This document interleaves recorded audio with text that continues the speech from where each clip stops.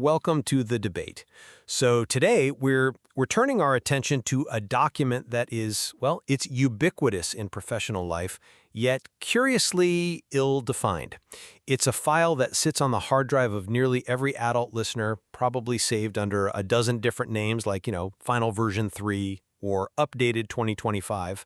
I am talking, of course, about the Curriculum Vitae. The CV, or, depending on where you live and what you do, the résumé. And I suspect for many people listening, those two words are completely interchangeable. Precisely. And that interchangeability, that blurring of lines, is exactly where we find our contention today.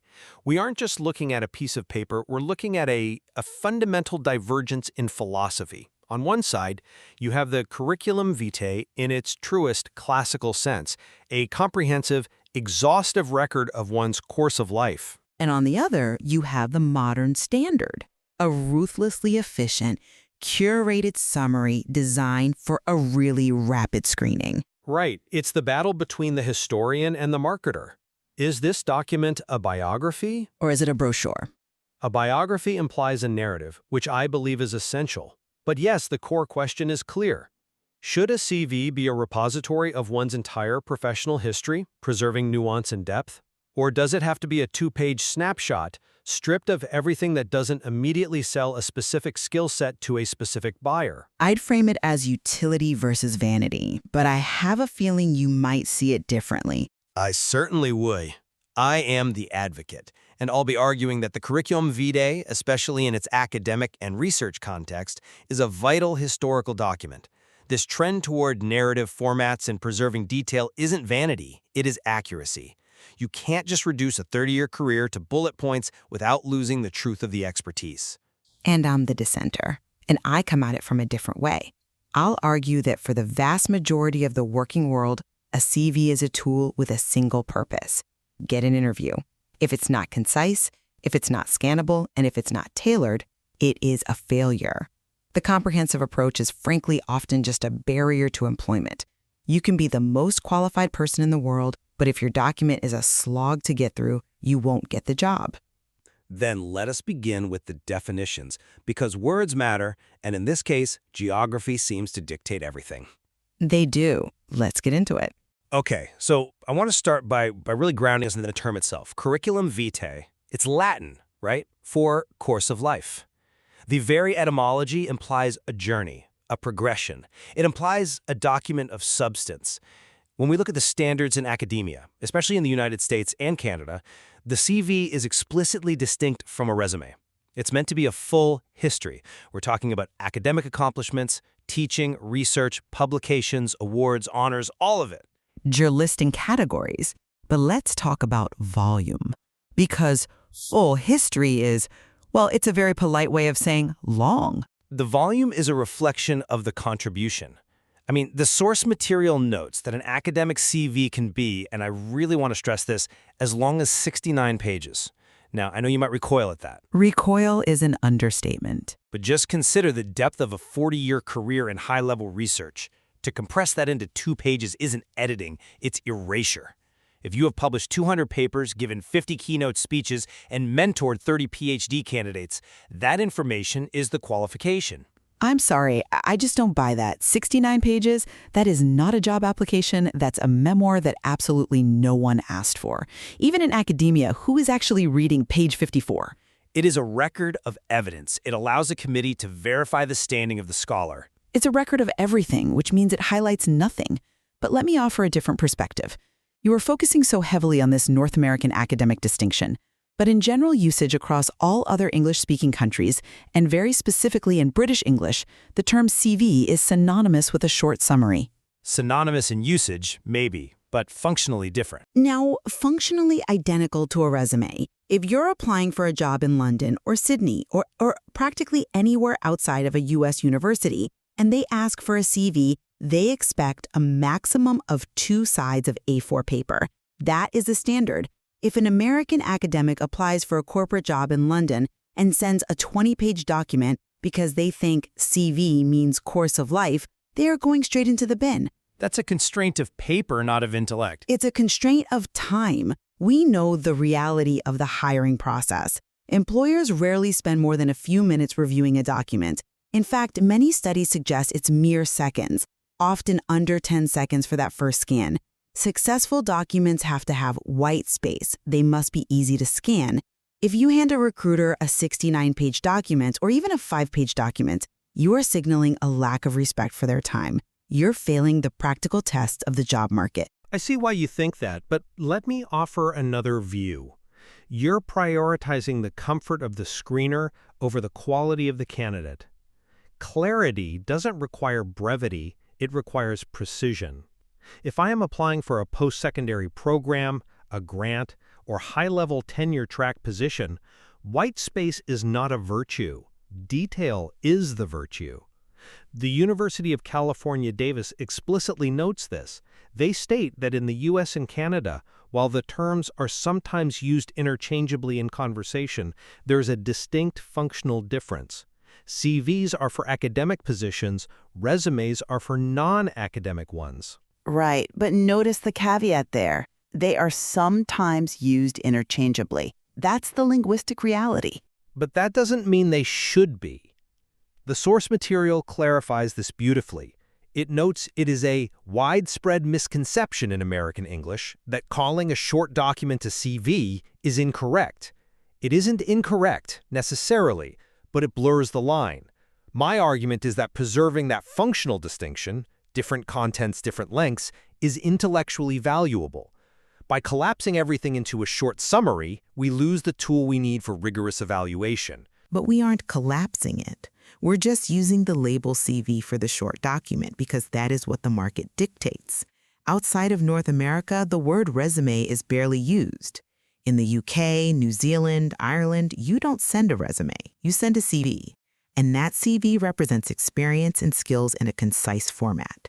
If you insist that a CV must be a long history, you are essentially telling the entire English-speaking world outside of North America that they're using their own language incorrectly.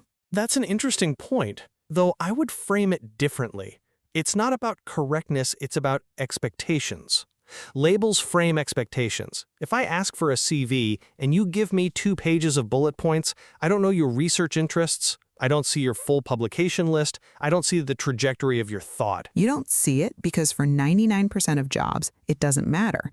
If you're applying to be a project manager or a software engineer, nobody cares about your trajectory of thought regarding a paper you wrote in 1998. They want to know, can you use the software? Have you led a team? Can you start on Monday? And that reductionism is exactly why we have a crisis of competence in so many industries. We hire based on keywords and then wonder why the person lacks depth. But I want to pivot to something that I think proves my point, that the world is actually craving more depth, not less. I'm all ears. Let's talk about the narrative CV. This is a really significant evolution in the document's history. Oh, here we go, the Storytime CV. It is not story time, it is context. The field is moving away from simple lists and toward explaining societal relevance. Just look at the source material. In October 2024, the Government of Canada's main research councils, NSERC, SSHRC, and CIHR, announced a transition to a new CV template. A bureaucratic template change? That's your evidence? It is significant. These are the bodies that fund the vast majority of research in the country. They are allowing for free-form, narrative, personal statements. This aligns with the responsible research assessment movement and trends we're seeing in the UK with UK Research and Innovation, and in the US with the National Institutes of Health. Okay, let's pause and look at what that actually means. You are citing the NIH, the Government of Canada, and UK Research and Innovation. These are massive, government-funded grant bodies. Of course they want narratives. They have committees whose entire job is to read these things. They are trying to allocate millions of dollars, so they need to justify the spend with impact. They want to understand the value of the work, not just the count of the citations. A list of papers doesn't tell you if the research actually changed policy, or improved patient outcomes, or influenced a community. The narrative format lets the researcher connect the dots. That is a compelling argument. For a scientist seeking a grant, I will grant you that. But have you considered the context of the private sector, or even the non-academic public sector? The private sector could learn a lot from this. The private sector doesn't have the time. You're talking about narrative flow and societal relevance. I'm talking about applicant tracking systems. The robots. The reality. The source material explicitly mentions that in the 2010s, it became popular to provide electronic versions via employment websites or LinkedIn. When you submit a CV today, it's often processed by an ATS before a human being ever sees it. These systems do not care about your free-form narrative. They care about keywords. They care about standard formatting. Which is a tragedy for human nuance. We are letting algorithms dictate human value.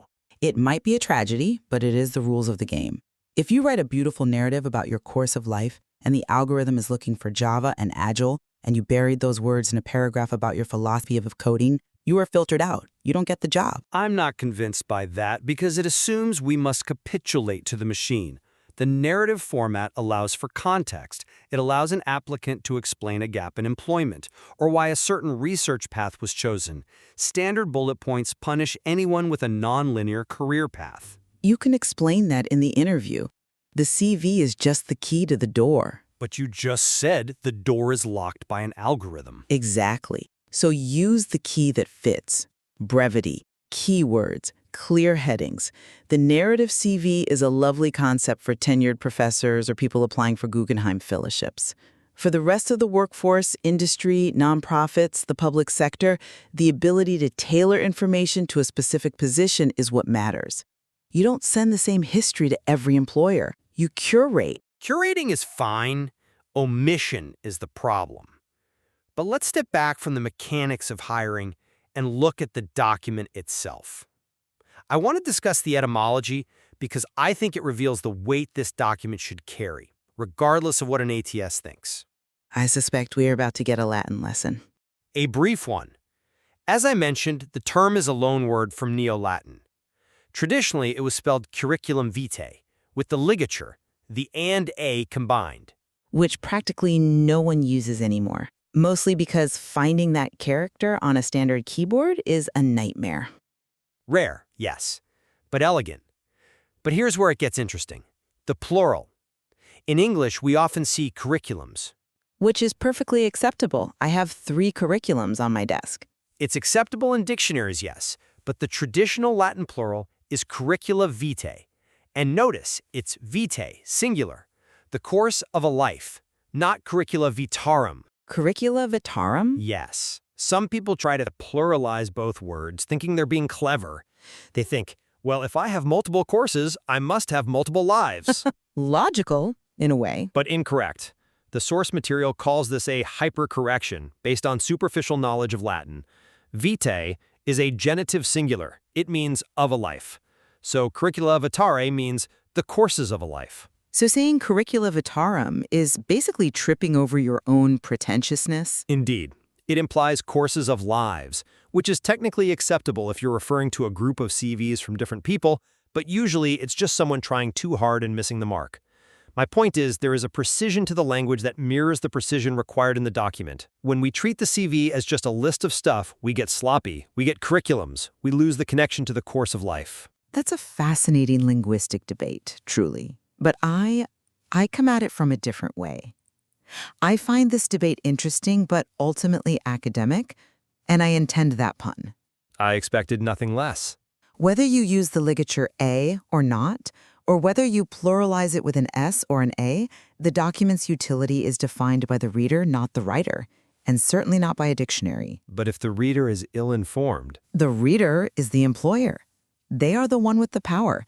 If the employer wants a resume and you insist on sending a curriculum vitae because of its Neo-Latin roots, you are prioritizing your ego over the objective. it is not ego to insist on accuracy. It is standards. It is if the accuracy doesn't serve the goal. The source material states clearly, a CV's format is not fixed.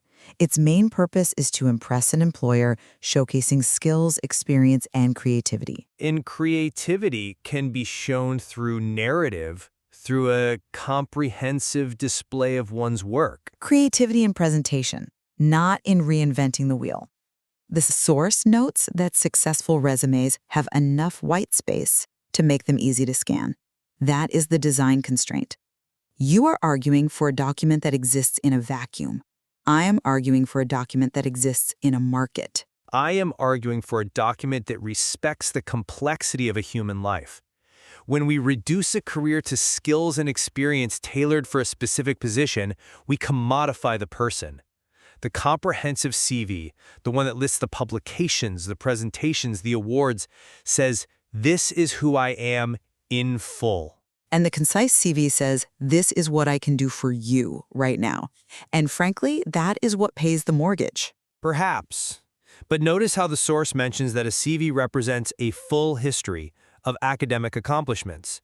Even in the US, where the resume is dominant, the CV is required for academic positions. Why?